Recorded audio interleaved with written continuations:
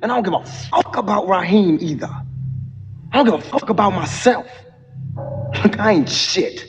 I ain't never gonna be shit.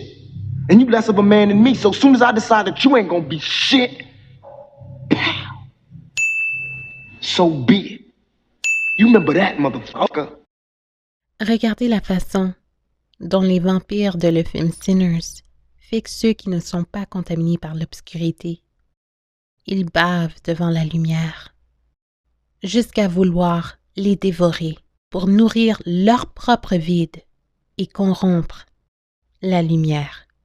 C'est une métaphore des gens qui vous envient, qui sont jaloux, secrètement en compétition, qui vous imitent, avec dans leur tête une vision de ce que ce serait de posséder votre lumière. Comme la Bible dit, beaucoup sont appelés, mais peu sont choisis. Ces personnes ont choisi, mais elles ont choisi le mauvais camp. Et ça, c'est pourquoi leurs yeux sont remplis d'envie.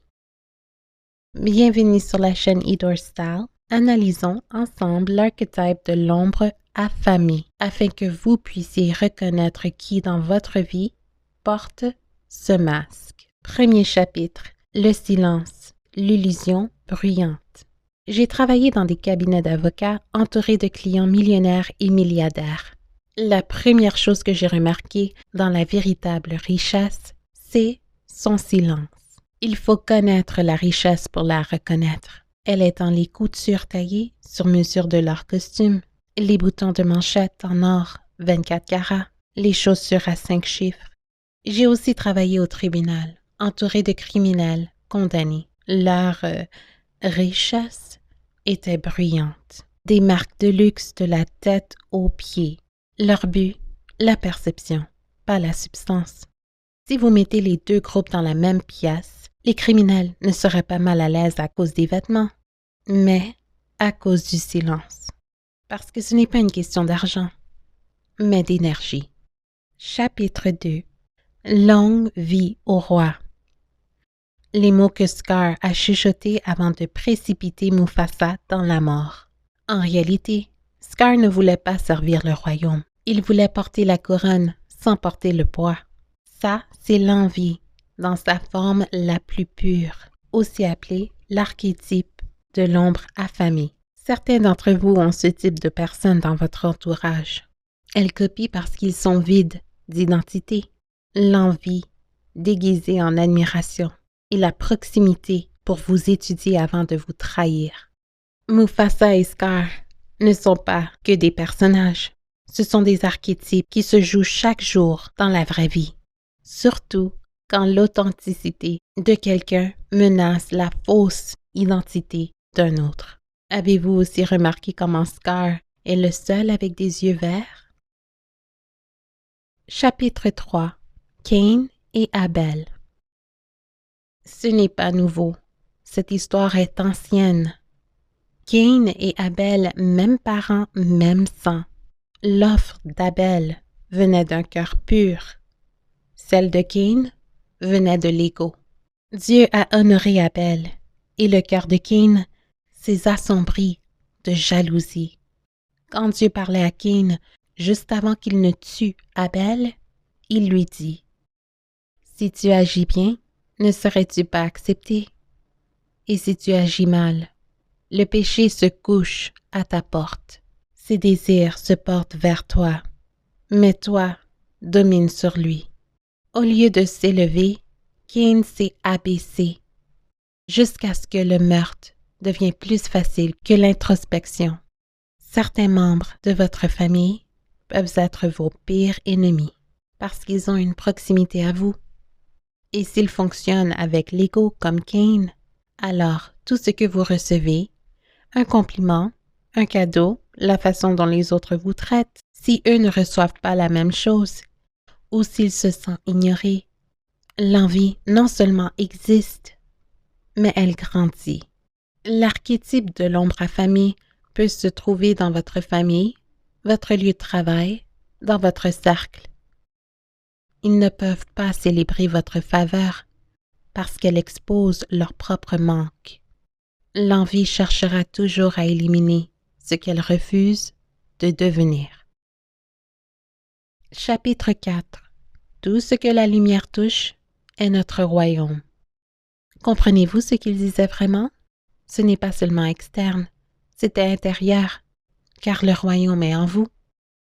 Mufasa dirigeait ce royaume avec équilibre, clarté et ordre divin, le respect du cycle de la vie.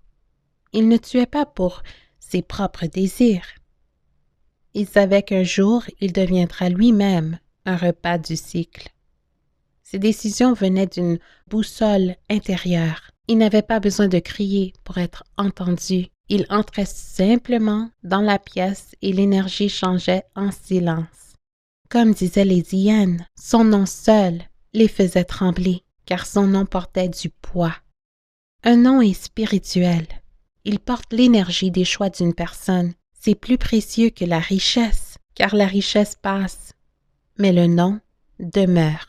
Scar se sentait invisible à côté de Mufasa, qui n'était que lui-même. Avez-vous déjà ressenti ce regard de quelqu'un rempli d'envie simplement parce que vous étiez vous-même? La différence entre les deux, Scar n'était pas entier. Au lieu de bâtir son propre royaume, il a comploté pour détruire celui d'un autre. Il avait le titre de roi, mais aucun respect. Il était toléré parce que son énergie était pourrie par les ténèbres, et rien ne pousse dans l'ombre, sauf la mort. Le royaume sous son règne était sec, stérile, un miroir de son propre être intérieur. 5e chapitre. L'ombre proche de vous. De la même façon qu'il faut avoir les yeux pour voir la richesse, il faut aussi avoir les yeux pour voir les ombres affamées. Scar avait du sang royal, mais les hyènes lui disaient qu'il était comme eux. Certaines personnes peuvent être liées à vous par le sang, mais ne pas avoir le même esprit. Ne laissez pas le mensonge de « le sang est plus épais que l'eau » vous maintenir autour de personnes qui pourraient faire de vous le prochain Mufasa. La famille n'est pas automatiquement l'amour. L'amour est un verbe, pas une descendance. Certains ne se contentent pas de détourner le regard de votre lumière. Elles veulent la consommer. Ça peut être un ami qui reste silencieux quand vous partagez une bonne nouvelle. Un patron toxique qui imite chaque de vos gestes, mais attend vos erreurs. Un frère ou une sœur qui joue la comédie, mais vous surveille comme si vous étiez en compétition. Un partenaire qui détruit lentement votre estime de soi pour que vous ne voyiez pas votre valeur. Un parent qui envie votre jeunesse et tente de vivre à travers vous. Ils utilisent la proximité pour vous étudier, le mimétisme pour vous refléter, la trahison pour se nourrir de vous. Chapitre 6. Ils peuvent imiter le fruit, mais pas la racine. Dieu a créé Lucifer, aussi appelé le porteur de lumière. C'était un ange de haut rang, rayonnante et beau, mais il a envié l'adoration destinée à Dieu. Il voulait la louange sans la pureté, un trône sans alignement. Ça vous rappelle de quelqu'un? Quand Dieu a vu son cœur, il l'a rejeté du royaume. Son nom est devenu Satan, l'opposant. Il ne peut pas créer, seulement tordre. Il ne peut pas diriger, seulement manipuler. Il n'a pas le pouvoir d'oindre, seulement accuser. Les gens qui nourrissent l'envie dans leur cœur alimentent ceux-mêmes constructeurs d'ombre. Le plus fou, quand vous coupez leur accès, l'ombre les abandonne. C'est là qu'ils commencent à pourrir spirituellement. Ils peuvent être à peine plus âgés que vous, mais soudain, leur peau vieillit comme du lait. Ils peuvent acheter les meilleurs soins de peau et les traitements esthétiques, mais le problème n'est pas externe. Ils doivent s'occuper de leur royaume intérieur. Même dans le film, les hyènes ont fini par se retourner contre Scar quand son ombre a été exposée. Il n'y a aucune raison de chercher vengeance contre ceux qui sont spirituellement affamés. Soyons honnêtes. Vous ne les avez jamais considérés comme une compétition. Vous êtes occupés à monter plus haut pour vous soucier de ce qui rampe derrière. Ils ne sont pas des obstacles, mais des instruments. des enseignants camouflés, dont la seule mission est de dévoiler la force qui est en vous. Merci d'avoir regardé. N'oubliez pas de vous abonner, d'aimer et de partager. Et si ça a touché votre esprit, on se retrouve dans la prochaine vidéo. Bye! Plus ils mentionnent votre nom, moins on se souvient du leur. Personne ne jette de pierre à un arbre qui ne porte pas de fruits. La médiocrité attaque l'excellence le plus bruyamment. S'ils ont besoin de former un groupe contre vous, vous avez déjà gagné. S'ils font semblant de ne pas le voir, c'est qu'ils regardent 2 fois plus attentivement. Les haineux se détestent en votre présence, et c'est là le vrai problème.